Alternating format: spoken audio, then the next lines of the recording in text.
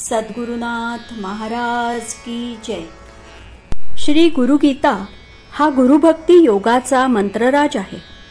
कलियुगात संसार सागर तरून जाण्यासाठी हा महामंत्र श्री गुरुदेवांनी स्वाध्याय म्हणून दिला आहे।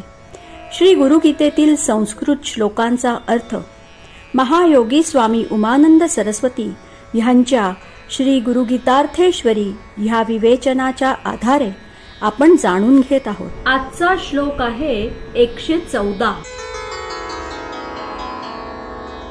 स्फटिक प्रतिमा रूपम दृश्यते दर्पणे यथा तथा आत्मनि चिदाकारम आनंदम सोहमित्यत। जसे दर्पणात आरशात शुद्ध स्फटिकाची प्रतिमा दिसते तद्वतच आत्मप्रकाशात चिदाकार आनंद रूप तो मीच हा सोहम भाव प्रगट होतो। चिन्मय मूर्तीचे ध्यान साधकाला कसे तन्मय तद्रूप करते ते हा श्लोक सांगतो। आरशात जसे आपणच आपल्याला बघतो आहोत असा बोध होतो तद्वत हृदयात चिन्मय मूर्तीचे ध्यान करता करता तो चिदाकार ते आनंदरूप मीच आहे हा भाव साधकाला स्फुरतो। द्वैताच्या साहाय्याने अद्वैत बोध होतो।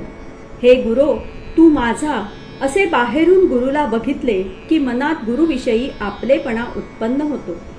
मग त्याहून सूक्ष्म ध्यानाने म्हणजे हृदयातील चिन्मय मूर्ती ध्यानाने हे गुरो मी तुझा हा भाव भावित होतो।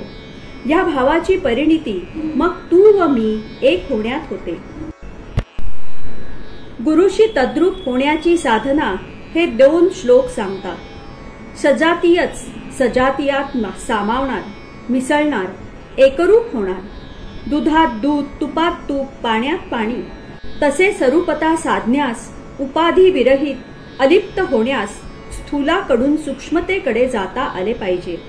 त्यासाठी देहेंद्रिय वापरून बहिरंग साधनेवर जोर न देता मनबुद्धीने चिन्मय गुरुमूर्तीचे ध्यान हेच साधन।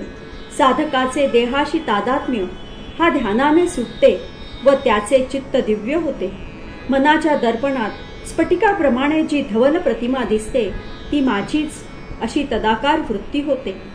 साधक सोहमचा अजपाजप ऐकू लागतो।